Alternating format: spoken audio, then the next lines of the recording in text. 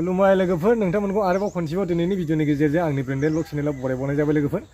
नोंथांमोना बे भिडिअखौ नायनायनि सिगां थाम्बनेलखौ नायनानैनो हमनो हाखाबाय जानो हागौ लोगोफोर माने दिनैहाय ना बिराद खुसि आरोना लोगोफोर आङो माने नोंथांमोननि सापर्ट नोंथांमोननि अननाय आरो नोंथांमोननि भिडिअ नायना होनायनि दारै आङो दिनैहाय चेनेला ग्र' जालांगासिनो दं लोगोफोर फाइनालि आङो दिनैहाय नै माने मा होनो एडसेन्स पिनखौ मोननो हाबाय लोगोफोर दिनै सफैयाखै माने दाख्लैनो सफैदोंमोन लोगोफोर सप्तासेनि सिगां सफैदोंमोन नाथाय आं बे भिडिअखौ बानायथ'नो हायाखैमोन लोगोफोर ओमफ्राय दिनैहाय मोनसे मेसेज फैबावदोंमोन लोगोफोर माने नोंथांनि पिन खनाखौ जोंनो अलरेडि हरखाबाय मेलाव बांद्राय गुदु गुदा नङा लोगोफोर माने आल्ट्रा ओरैनो नाम्बारल' लिरनो हागौ साबमिट होनो हागौ खिन्थु माने बै जेनाखि एडसेन्स एप्लाइ खालामनाय माने एड्रेस भेरिफाइ योर एड्रेस बेफोरो एसे टाइम लायो आरोना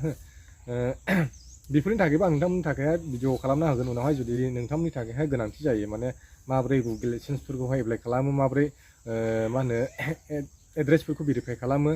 एबा एड्रेसफोरखौ एप्लाइ बा नोंनि एड्रेस डिटेल्सखौ होयो बिनि थाखायहाय जुदि भिडिअ खालामनोब्ला आंनावहाय बे डिसक्रिपसनावहाय इन्सटाग्राम दङ बे इन्सटाग्राम लिंकआवहाय थुनानै नोंसोर उनावहाय जुदि नोंसिनि थाखाय नांगौ जायोलाय मेसेज होलानो जाबाय आरो आं बे भिडिअखौ बानायनो हागोन बे भिडिअ अलरेडि आंनाव दंखायो बे मनिटाइज एप्लाइ खालामनाय आरो बेजों लोगोसे एडसेन्स एप्लाइ खालामनाय ओमफ्राय डिटेल्स लिरना होनाय बिनि थाखाय दंजोबखायो आंनावहाय बिनि थाखायनो नोंथांनि थाखायहाय बे भिडिअखौ बानायदों लोगोफोर नायदो लोगोफोरनि बे गासैनिबो नोंसिनि सापर्टजों जादों लोगोफोर नोंसिनि अननाय आरो नोंसिनि हेल्प खालामनायजों नोंथांनि आंनि भिडिअखौ नायनो हानायजों लोगोफोर दिनै आं बिराद खुसि ना लोगोफोर माने बेखौ मोननाय माने मा लोगोफोर फैसानि साबिखौ मोनबाय आरो बे नङाब्ला नोङो फैसा नोंनाव हाबनाय नङा लोगोफोर माने बेखौ मोनबायला नोंहा देहाखाबाय आरो जेबो सिन्था गैला आरो बेखौ आं दायो खेंनानै नायनो लोगोफोर खेंनायनोसै नै बिदियाव रुगुं रुगुं दं नै बेयाव माबा दं नै रुगुं रुगुं बिदि दं नै होमबा जों बिनो होजेननायसै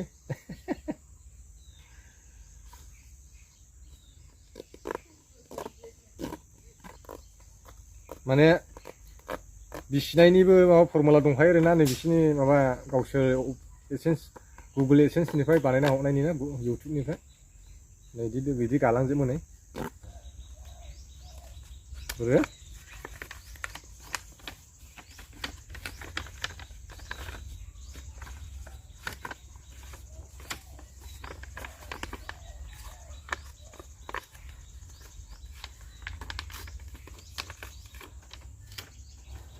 फाइनालि डान लोगोफोर नै बेनो लोगोफोर अब्ला आं बेखौहाय होनायसै जाहैबाय आंनि एडसेन्स एकाउन्टआवहाय नायदो लोगोफोर नोंथांमोनाबो माबोरै पिन नाम्बारखौ होनानै साबमिट होयो अब्ला नै लोगोफोर आङो माबायाव हाबफैबाय नै गुगल एडसेन्स सिङावहाय नै लिरनाय दंखायो नै गुगल एडसेन्स भेरिफिकेसन चेक ओमफ्राय नै बेयाव दं जाहैबाय नै Your payments are on hold because you need to verify your address. Mana gahaw dong? Verify your identity. Confirm your personal information to get your account ready to receive payment. Mana? Be pin number ko hai. Confirm kalamna gona nini address ni thake ha. Mai gahaw dong ne identity verification completed. Mana be ang dakui complete kalang kawa ko hai. बिनि थाखायबो video खालामनांगौला नोंथांमोननो खालामना होनो हागोन आं इन्सटाग्रामावहाय message हरलानो जाबाय नोंथांमोननि थाखाय गोनांथि जायोला ओमफ्राय गाहायाव दं नै एड्रेस भेरिफिकेसन ना बेनो नै एड्रेस भेरिफिकेसन निड्स एटेनसन ओमफ्राय नैबे उनाव जाहैबाय नै गाहायाव नै inter the PIN that we mail to your billing address post अफिसाव जानाय बिथांमोना दहाय आं जानाय बिथांमोना हरदों दहाय आं दिन्थिनाया बे पिन नाम्बारा बेबो दंखायो 6 डिजिट भेरिफिकेसन पिन बेयाव थुनानै पिन नाम्बारखौ होनायसै जाहैबाय जों नोंखौहाय नैबा 163 submit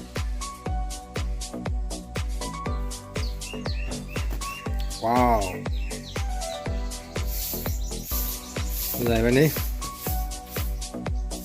कमप्लिटेड जाबाय नैबावबो नोंखौहाय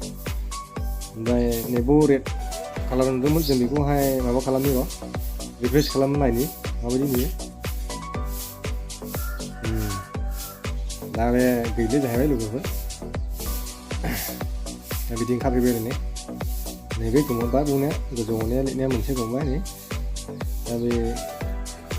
हनै गोमोरबाय नै गोजौआवनिया ओमफ्राय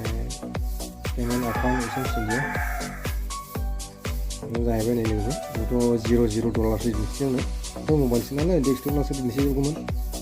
माने खावसेयानो थांबाय आरोना लोगोफोर माने बाव दं नै मान्थलि पेड माने $100 जोबथारनांगौ $100 नङाबा नोङो नोंनि एकाउन्टआवहाय नोंनि बेंक एकाउन्टआव फैसा हाबनाय नङा खावसेयानो थांबाय लोगोफोर आंनाबो बे दिन्थियाखै आरो दिनैनि भिडिअआ माने जोब्बायाखै होनदों लोगोफोर माने एडसेन्स पिनखौथ' आं थुनानैहाय साबमिट होखाबाय लोगोफोर दा जोब्बाय आरोना ओमफ्राय बे गासैबो नोंसिनि सापर्टजों लोगोफोर आसा खालामो लोगोफोर नोंथांमोना भिडिअखौ बयबो बिदिनो नायना होबाय थागोन सापर्ट खालामबाय थागोन आरो नोंथांमोननि थाखायबो आंबो मोजां हायोब्ला माने समावहाय माने भिडिअफोर गोदानफोर लाबोना होफैगोन लोगोफोर ओमफ्राय आंनावहाय माने बाइकफोरबो गैया लोगोफोर बयहाबो आं खबर मोनो माबा सोरबाफोर भिडिअ खालामफै बिदि जादों माने बेफोरबायदि जाथाय जादों नैखौ लिंहरो आरोना माने सोरबा फन खालामो लिंहरो खिन्थु आं थांनो हाया आरो माने साइकेलजों लांलाय साइकेल माने गरायसो आङो बिराद स्पिड थाङो आरो गराय साइकेलाबो बाइकआबो हास्लाबो आरोना दुब्लि हाखर हालालाबो थांनो हायो आङो बेनिखायनो लेट जायो आरोखि बेनिखायनो आं थांनो मोना जायो माब्लाबा समावहाय थ' बिदिब्ला लोगोफोर दिनैनि भिडिअआ एसेनोसै थेंक इउ नेक्स्ट भिडिअ लोगो मोनसिगोन लोगोफोर बाय बाय